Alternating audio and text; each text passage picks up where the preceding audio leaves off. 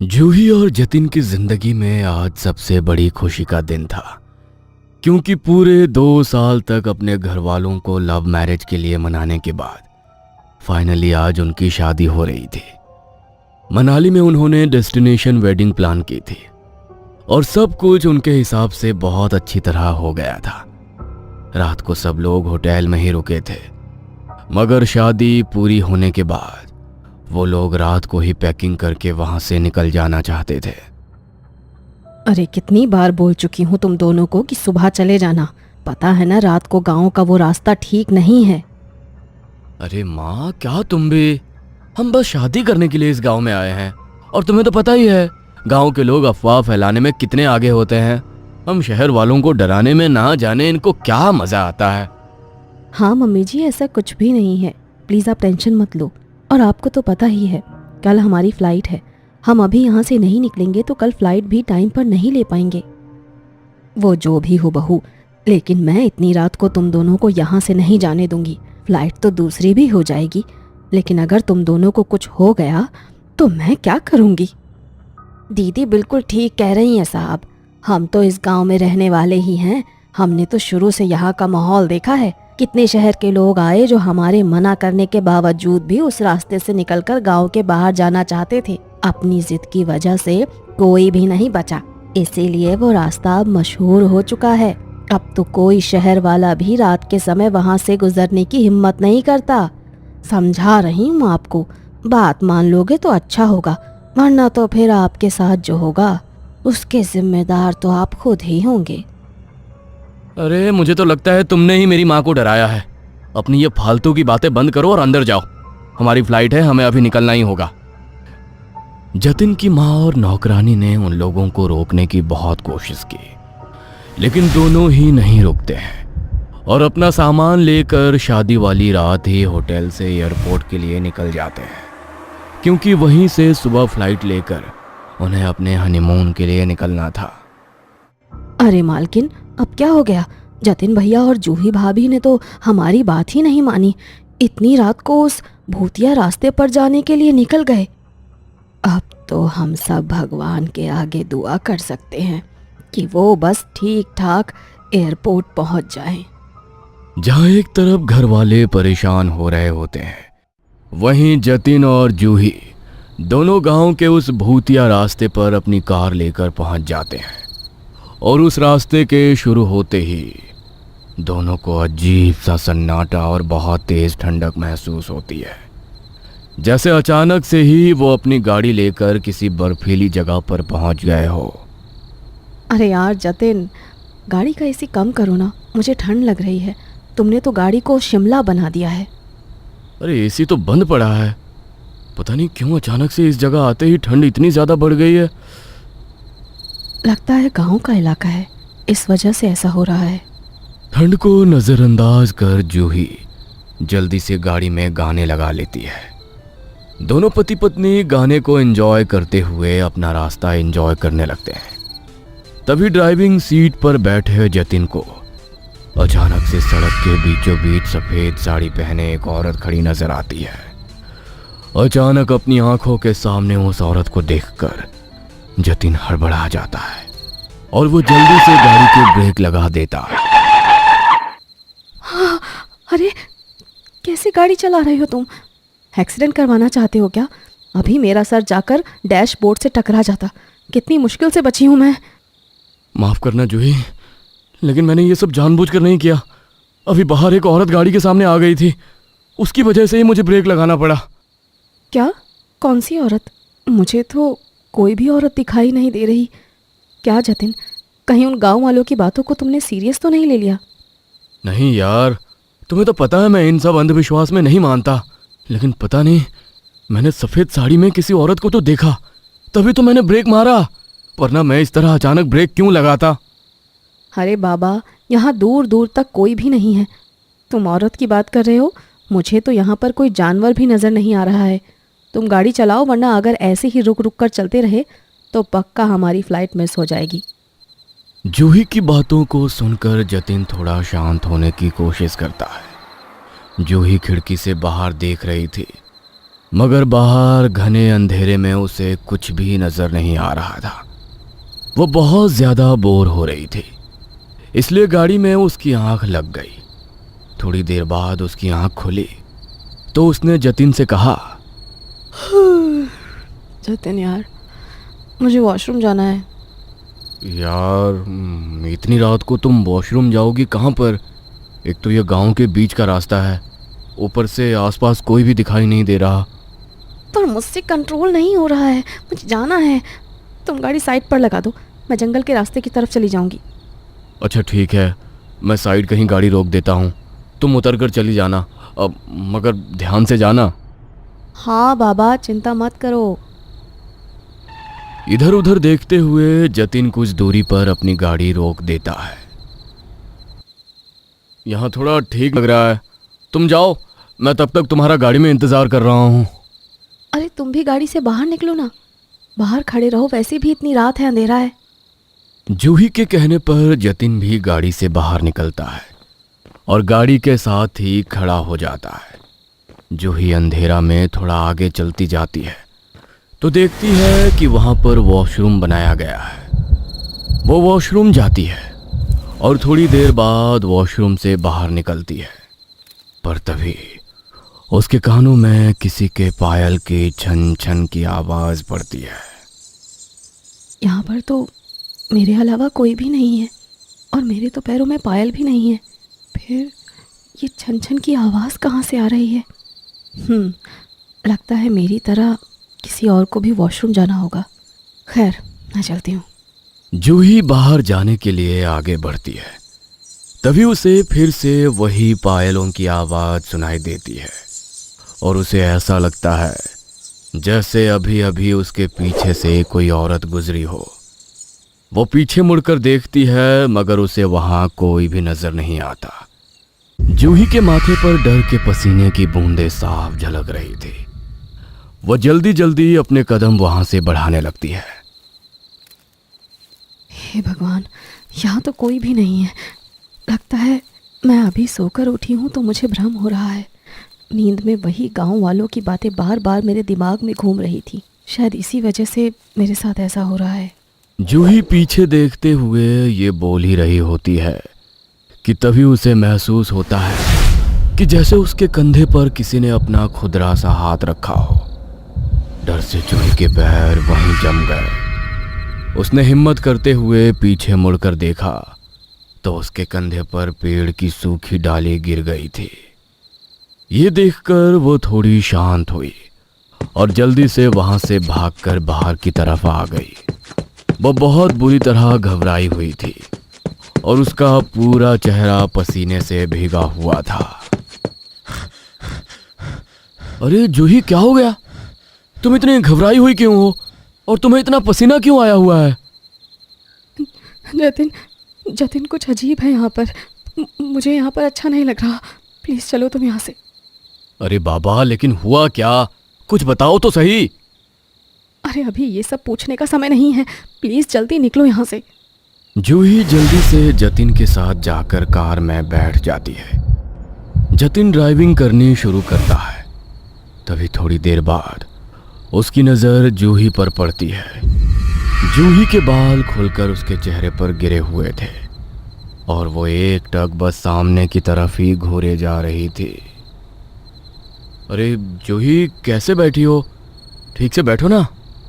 जूही, मैं तुम्हें बोल रहा हूँ, सुन क्यों नहीं रही हो? ये बाल इस तरह क्यों खोले हुए हैं तुमने? जतिन की बात का जूही पर कोई असर नहीं होता और वो उसकी बात को इग्नोर कर देती है। तभी जतिन अपना एक हाथ स्टीयरिंग व्हील से हटाकर जूही के कंधे पर रखता है और जूही अपने बालों को झटकती हुई बहुत ही गुस्से से जतिन की ओर देखती है। तेरी हिम्मत कैसे हुई मुझे हाथ लगाने की? मरना चाहता है? जिंदगी प्यारी नहीं है तुझे अपनी? ये क्या बोल रही हो तुम जूही? देखो, ये रास्ता पहले ही मुझे कुछ अजीब लग रहा है। तुम प्लीज मेरे साथ ऐसा मजाक मत करो, मुझे बहुत अजीब लग रहा है। जतिन के बोलने के बाद भी जूही उसी तरह उसे देखती है और उसकी आंखों की पुतलियां अचानक पलटकर बिल्कुल सफेद हो जाती हैं। डर के मारे जतिन एकदम से गाड़ी के ब्रेक लगाता है और जूही को एक जोर का झटका लगता है। जूही, अरे क्या हो गया है तुम्हें? कैसी बहकी बहकी बातें कर रही हो? क्या हो गया? गाड़ी क्यों रोक दी? अभी तक हम वहीं खड़े हुए हैं क्या? क्या? ये तुम क्या बोल रही हो? अरे अभी तुम्हें कुछ हो गया था ना? तुम्हारी आंखें और तुम्हारी आवाज। मेरी आंखें, मेरी आवाज़? इस बात से भला तुम्हारा क्या मतलब है? पता नहीं कैसी बहकी बहकी बातें कर रहे हो तुम गाड़ी चलाओ, और प्लीज़ इस बार ध्यान से गाड़ी चलाना। हमें एयरपोर्ट सही सलामत पहुंचना है। जूही का अचानक से बदला स्वभाव देखकर जतिन के पसीने छूट जाते हैं। जतिन वापस से ड्राइविंग करनी शुरू करता है। तभी अचानक से जूही बोल पड़ती है। यार, अचानक से शरीर बहुत ही भारी महसूस हो रहा है। मुझे बहुत ज़्यादा नींद आ रही है। तुम गाड़ी रुको, मैं पीछे वाली सीट पर जाकर लेट जाती हूँ। जब हम पहुँचने वाले होंगे तो तुम मुझे उठा देना। अच्छा ठीक है, मैं गाड़ी रोकता हूँ, तुम उतरकर पीछे वाली सीट पर चली जाओ। जतिन गाड़ी रोकता है और पैसेंजर सीट से उतरकर जूही पीछे वाली सीट पर जाकर बैठ जाती है। सड़क पर अपनी नज़रों को गहरी जमाते हुए जतिन मध्यम रफ्तार से ड्राइव कर रहा होता है। पता नहीं जूही को अचानक से क्या हो गया था। मुझे जल्दी से इस रास्ते को पार करना होगा, कहीं कोई और आफत ना हो जाए। जतिन ये सब कुछ सोच ही रहा था कि तभी वो देखता है कि पिछली सीट पर बैठी हुई जूही गाड़ी का शीशा खोलकर अपनी गर्दन को बाहर निकाले हुए है और उसके लंबे बाल हवा में जोर जोर से लहरा रहे हैं और वो एक टक बाहर की तरफ देखे जा रही है। जूही, ये क्या कर रही हो तुम? ये क्या बचपना है? अरे अपना सर अंदर करो। ऐसी हरकतें कोई करता है क्या भला? जतिन के बार बार बोलने पर भी जूही अपना सर गाड़ी के अंदर नहीं करती। जतिन को अजीब सी घबराहट होने लगती है। तभी जूही अचानक से अपनी गर्दन अंदर करके शीशा बंद कर लेती है। कुछ देर तक तो वो शांत रहती है, मगर कुछ देर बाद अचानक से भारी आवाज में कुछ कुछ बड़बड़ाने लगती है। मना किया था उन गांव वालों ने तुझे कि मत आ यहाँ से, लेकिन तू फिर भी आया। अब तेरे साथ जो भी होगा उसका जिम्मेदार तो खुद होगा। तुम ये क्या कह रही हो जूही? मजाक करना बंद करो मेरे साथ। पति हूं मैं तुम्हारा। अपने पति के साथ कोई ऐसा करता है क्या? ये कोई मजाक नहीं है। आज की रात तुम दोनों की आखिरी रात है। तुमने जो गलती की है उसका तो भुगतान तुम्हें करना ही पड़ेगा। डर से जतिन के हाथ पैर फूल चुके थे और डर के मारे अचानक स्टीयरिंग व्हील से उसका कंट्रोल एकदम खो जाता है। मगर इससे पहले कि गाड़ी एक पेड़ से टकराती है, तभी जतिन ब्रेक मारता है और तभी जूही जोर जोर से हंसने लगती है। अरे मैं तो मजाक कर रही थी। मैं कोई भूतनी नहीं हूँ, मैं जूही ही हूँ। जतिन, तुम्हारा चेहरा देखो, कितना ज़्यादा डर गए हो तुम। मुझे नहीं पता था कि तुम इतने बड़े डरपोक हो। जूही, पागल हो गई हो क्या? ऐसा मजाक भी कोई करता है क्या? अभी तुम्हारी इस घटिया हरकत की वजह से हम दोनों का एक्सीडेंट हो जाता तो क्या करती तुम बताना? हर बात मजाक नहीं होती जूही। ओह, अच्छा ठीक है बाबा, आई एम सॉरी। अब नहीं करूँगी ऐसा मजाक। अच्छा सुनो ना, पीछे बैठने में मज़ा नहीं आ रहा, मुझे आगे आकर बैठना है। जूही वापस से आकर आगे वाली सीट पर बैठ जाती है और जतिन ड्राइव करना शुरू कर देता है। पहले ड्राइव करते हुए वो जूही से बात कर रहा था, लेकिन अब वो बिल्कुल शांत होकर गाड़ी चला रहा था। जूही को उसका ये बर्ताव कुछ अजीब लगा। क्या हुआ तुम्हें? तुम कुछ बोल क्यों नहीं रहे हो? लगता है तुम कुछ ज़्यादा ही गुस्सा हो गए हो। अच्छा बाबा, सॉरी, आगे से ऐसा मजाक बिल्कुल नहीं करूँगी। जूही के माफ़ी मांगने पर भी जतिन ने उसकी तरफ नहीं देखा, तो जूही उसके कंधे पर हाथ रखकर उसे सहलाने लगी। तभी जतिन ने उसके हाथ को अपने कंधे से चटक दिया और बेहद गुस्से से उसकी तरफ देखने लगा। उसकी आंखें सुर्ख लाल हो चुकी थीं और चेहरे के भाव बहुत ही भयानक लग रहे थे। उसने जूही को गर्दन से पकड़ा और उसे धक्के से पीछे की तरफ धकेल दिया। मरना चाहती है? दूर रह मुझसे। ये तुम क्या बोल रहे हो जतिन? देखो, मुझे पता है मैंने तुम्हारे साथ जो मजाक किया वो तुम्हें पसंद नहीं आया। मैं उसके लिए तुमसे माफ़ी मांगती हूँ, लेकिन तुम इस तरह मुझे डराओ मत। मुझे बहुत घबराहट हो रही है। मजाक तो कर रही थी, मैं कोई मजाक नहीं कर रहा। यहाँ रोज मैं किसी न किसी की आत्मा को अपने साथ लेकर जाता हूँ। आज बारी तेरी है। तेरी आत्मा को मैं अपने साथ लेकर जाऊंगा और तेरे साथ साथ तेरे इस पति की आत्मा भी अब मेरे साथ जाएगी। देखो, बंद करो अपना ये गंदा मजाक। बस बहुत हो गया। तुम्हारे साथ यहाँ बैठने में इतना अजीब लग रहा है मुझे। गाड़ी रोको, मुझे पीछे जाकर बैठना है। जूही के इतना बोलते ही जतिन उसकी तरफ अपनी गर्दन घुमाता है और उसके चेहरे पर एक शैतानी हंसी छा जाती है। उसे देखकर जूही बुरी तरह घबरा जाती है और फिर से उसे गाड़ी रोकने के लिए कहती है, मगर जतिन गाड़ी रोकने की बजाय गाड़ी की स्पीड और तेज कर देता है।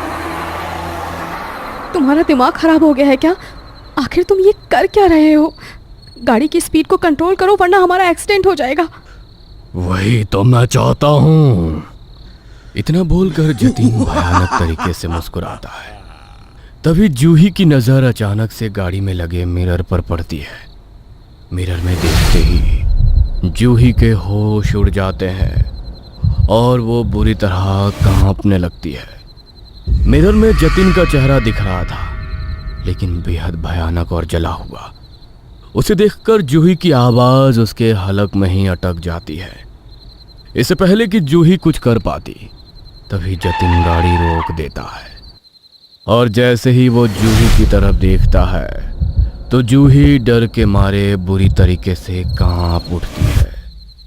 जतिन की आंखें पलटकर एकदम सफेद पड़ चुकी थी। उसका चेहरा जला हुआ और बहुत ही भयानक हो चुका था। आंखों के नीचे पड़े काले गड्ढे किसी अदृश्य शक्ति के उसके अंदर होने की गवाही दे रहे थे। बहुत शौक है ना तुम्हें डराने मजाक करने को, लेकिन अब देखो तुम्हारा मजाक सच हो गया। तुम्हारे जतिन के अंदर मैं पूरे तरीके से समा चुका हूं। कैसा लग रहा है अपने मजाक को हकीकत होता देखकर?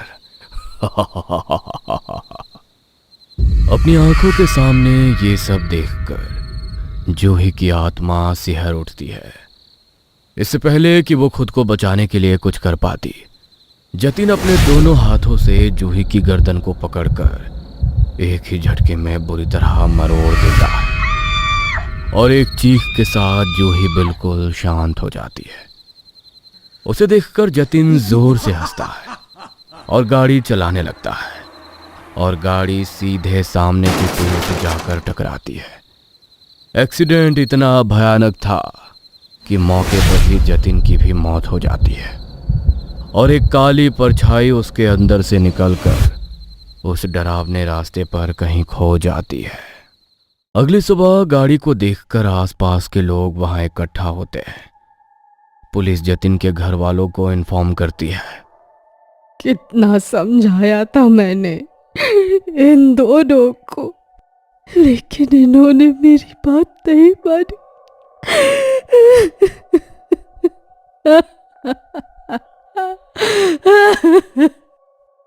मैंने तो पहले ही बोला था, गांव का ये भूतिया रास्ता किसी को सही सलामत नहीं छोड़ता। ये सब तो होना ही था। ये शहरी लोग हमारी बात पहले तो नहीं मानते हैं और फिर अपनी जान से हाथ धो बैठते हैं। उस रास्ते पर मरने वाले लोगों में अब उन दोनों का भी नाम शामिल हो गया था और आज रात फिर से गांव का वो भूतिया रास्ता अपने अगले शिकार के लिए तैयार था। यदि आपको ये कहानी अच्छी लगी हो तो हमें